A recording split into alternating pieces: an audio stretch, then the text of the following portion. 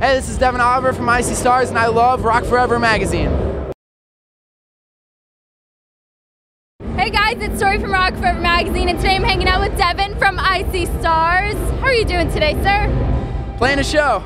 Yes, well, we got a show in the background right now, so we're trying to scream over it. So far, so good. Can you guys hear us okay over there? Yes, good. And so, how was the show for you tonight? You guys sounded amazing. Last show of the tour was good? Yeah, it was awesome. This is actually the first outdoor show of the tour, so it's the last show of the tour, so I guess it was a little something special, yes. Something different. And a good way to end it here in Tampa, Florida. Couldn't be better. Yeah. And now your album Digital Renegade's out right now, and there are two really great collaborations on there with Cassadee Pope and with Danny from Asking Alexandria, who you're on tour with right now. Yeah. So how did those collaborations come about, and how is it working with them? I mean, they turned out amazing, and we're good friends with Danny, so when we brought the project to his attention, he was 100% down to do it, so that's how that happened. And then Cassadee, you know, I met her in 2010 Warped Tour, but we were just fond of each other. We didn't really know each other that well, but my manager, or my old manager at the time, reached out to her and asked her if she would be interested, because we were definitely looking for a girl voice for the part of Electric Force, and you know, she was into the idea, and this was before she was doing The Voice, and now she's on The Voice, and it's really working out for our favor because it's good for the song, you know, and it's really good for her because she's killing it out there, you know. So it couldn't have been better. Everything kind of fell into place, and it's awesome. Yeah. So how are you feeling about her on The Voice? You're rooting for her? Absolutely, yeah. She's amazing, and I definitely think she's gonna win. I knew the second I found out she was doing The Voice that she was gonna be in the final two for sure. And now that she's in the final two, I know she's gonna win. She's a very talented singer, and she deserves it. She definitely does. She's worked hard for it, so it's finally happening. And so, what was the inspiration behind the album artwork for Digital Renegade? Because I know that was pretty interesting artwork. Yeah, I mean, like, it's this. You know, it's a guy that's trying to break through out of out of the digital world, you know, like that's kind of the whole concept behind it. And I guess it's kind of a metaphor for our world today, and how, you know, we're trying to make our voices as loud as possible, you know, with all the crazy stuff that's happening in the world, you know, and we're just trying to do some good with what we're doing, you know. I mean, we're doing music and we love to do it, so lyrically, we're just trying to do something good with it, you know, something that, I mean, we're not going to change the world, but I mean, we can try to make our imprint, you know. Absolutely. So that's kind of the whole thing. Do you think it's ever confusing for your fans because of this whole digital thing going on in the album, and yet you guys are so into the social networking and everything like that? Does that ever get confusing for them? I mean, maybe. It's really hard not to get active into the whole social networking thing, because it's a really easy way for, you know, someone like me to reach out and connect with a lot of my fans, you know. So I can't neglect it like 100%, you know. I guess the whole concept is to try to, you know, don't be like this all the time, you know. Like, I'm only holding onto my phone right now because I don't have pockets, you know, and it's like, but to be like this all day long is not healthy, I feel. No, you know, so. And I mean, it would be really silly considering this interview is going on YouTube, so, you know, we can't really talk. But your your music video for Filth Friends Unite is also out, and I guess that's along the same lines, but how was the whole concept of the music video? How did that come about? Honestly, it's kind of also goes with the whole concept of, it was about the whole scenario of you know, if hypothetically in the future the government takes over the internet, you know, like, I mean, really it's just kind of like people standing up, like, no matter what the scenario is, you know. It's like, if things get crazy in this world, there's only so much power we can let go, you know. This is a free country, and if things get crazy in the future, you know, we really gotta have the courage to stand up and what we believe in, you know. And that seemed like an interesting music video to film as well. So were there any interesting moments behind the scenes? How was the whole process? It was really fun. I mean, we filmed it with our friend Frankie Nasso, and you know, our friends from Sumerian were there, and it was a riot. You know, we just had a good time shooting it, and it was just fun. You know, music videos are always fun. I'm really big into theater, and like, I've always liked it. You know, so to be able to to do something in that realm is really cool. Yeah. You know? So since you're into theater, would you ever consider acting, like a career in acting? Yeah, absolutely. I mean, like right now, me and my guy Ash, who's at Sumerian Records, we've been working on getting me into acting for a while now. Hey. But you know, I'm trying to focus on one thing at a time. You know, right now I'm doing music, and it's not like I have to give up one to do the other, but I just want to give this everything I have for when it needs it. It needs my full attention right now, you know, so that's what I'm going to give it. Well, what kind of roles would you be interested in playing in the future? Since we're on the topic. I don't know, you know, I mean, like I haven't really thought about it. I just think the whole concept of being able to try and put yourself in the mindset of someone like completely different, you know, and try, you know, just be someone else on camera. I think that whole thing is interesting, you know. I mean, you really have to dig into the character, you know. It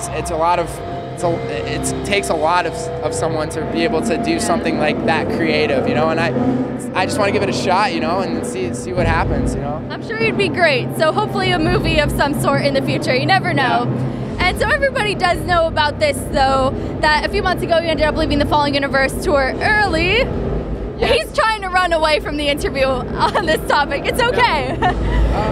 Yeah, that whole thing was really messed up, you know. If you want to know the story, you can go look at our statement. I mean, like, it's all there, you know, and it was a lot of drama after that, and I'm not about drama, you know. I mean, I'm all about standing up for what I believe in, you know. So all of my words that made it to the internet, you know, and everything that I said over my personal Twitter was my way of just trying to stand up for what I believe in, you know. I think that the music industry is such a tough business. You know, there's not much money in it. This is a business that used to make more than TV and sports combined at one point in time, you know, and it's like now it barely makes minimum wage, you know, and that's a successful band. A band that makes minimum wage doing this, that's successful, you know. There's not much money in it. So when you have someone, you know, like Ronnie who makes it even more tough than it already is, it's really hard, and I think that's wrong. You know, I don't think that any band in this business deserves to be treated like we were treated on that tour.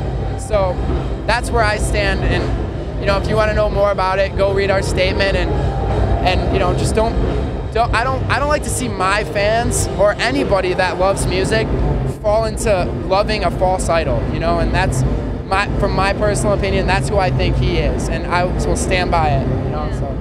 And you know, on a brighter note, you ended up on this tour instead, the Monster Outbreak tour, which it seems to be going very well. But how has the vibe been in comparison? Oh God, you know, it's funny because I called up my agents when we were on the Falling Reverse tour, and I said, you know, this tour is so tough, I'm forgetting why I'm doing this. I'm forgetting why I love doing what I'm doing, you know? And then you go on a tour like this with Asking and how nice those guys are. As I Lay Dying, they're such great guys. Everyone on this tour is so nice, and it's like, I actually called up my agents and I was like, I just want to let you know that I remember why I love doing this again, you know? And it's because you go on tour and you meet the realest people ever, and you get to spend a month with them living our dream, you know? It's like, it's not a job. I mean, like, it is, but it's not, you know? It's just a dream, you know? So. And since you've been getting along with everybody on this tour so well, have there been any really good memories? Since tonight's last night, you get to look back a little bit. There's a lot of great memories, but what happens on tour stays on tour, so that's I'm not going to say anything. All right, good way out of the question. Yeah. And there are a lot more memories to be made on the Vans Warped Tour. You guys were one of the first bands announced for the lineup, so what are you most looking forward to for that tour? Everything. We did Warped 2010, not the whole thing, but we did like half of it, and it was really awesome. My only regret was that we didn't get to do the whole thing, you know, so I'm really excited to do the whole thing this year, and we're on a bigger stage, and it's gonna be awesome. It's always awesome. Warped Tour is just a great experience at its own, so. Yes, and now I could tell you are very motivated by your fans, and you know they're such an inspiration to you guys because they're so dedicated. And on your Instagram, you had posted some pictures of fan letters you've received and things like that. So what's the most inspirational fan experience you've come across so far?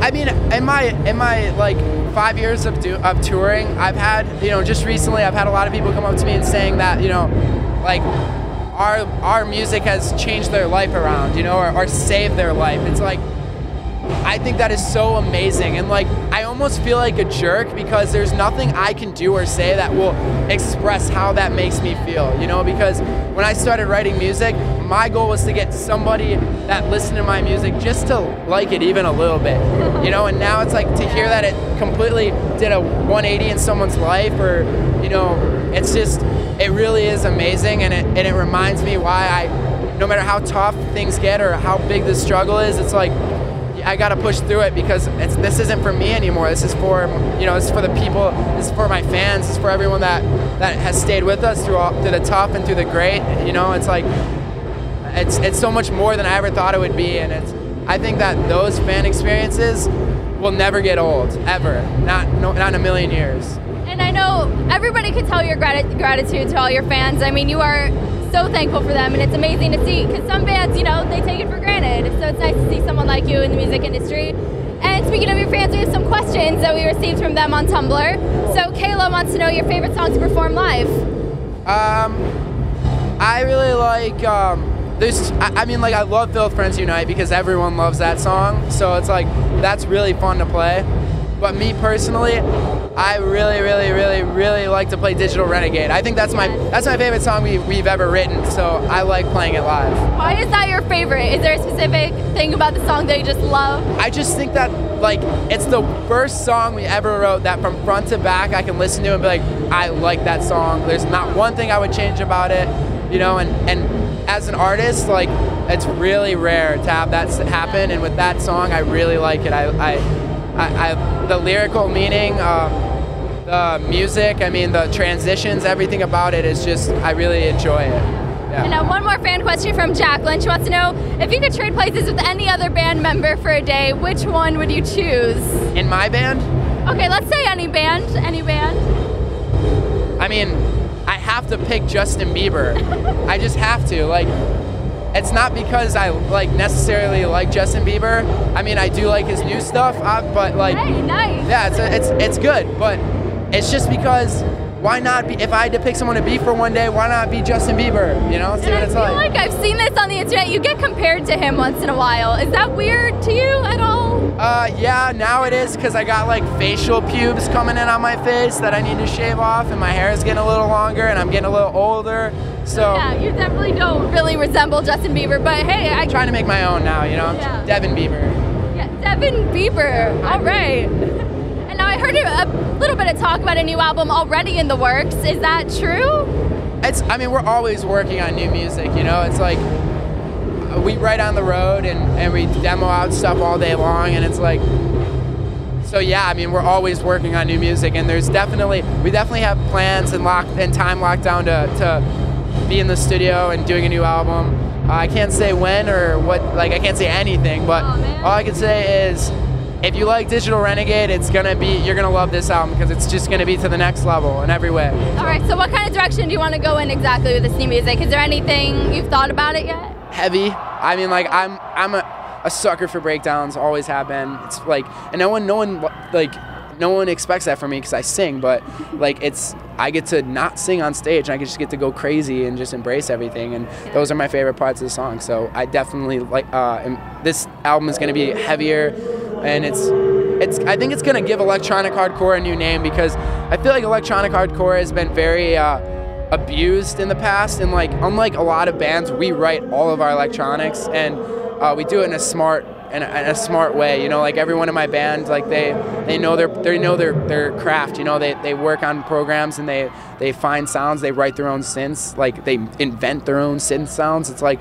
we just do things that not a lot of bands do. So we're really looking forward to kind of giving it a better name, you know, because we like electronic hardcore music. We think it's cool. We just think that it's been wronged in the past. It's been kind of dumbed down to this like not very respected kind of like genre, and it's like, no, like that's not where it ends. Like we're about to do it in a whole different way that people are just gonna be mind blown. So well, I have high expectations, and I'm looking forward to it. Me too. So what are your plans for right after this tour? What do you guys have coming up that fans can look forward to? Going home for a month and chilling with our family, and then we have our headliner in February on the Filthy February tour. Yes. So that'll be cool. And then we go to Japan. So, all right. Yeah. Sounds great. Thank you so much for hanging out. It was great talking to you. Everyone watching, make sure you check out Icy Star's album, Digital Renegade. You can get it on iTunes now. Amazing album. Subscribe to our channel for more interviews, and I'll see you next time. Bye.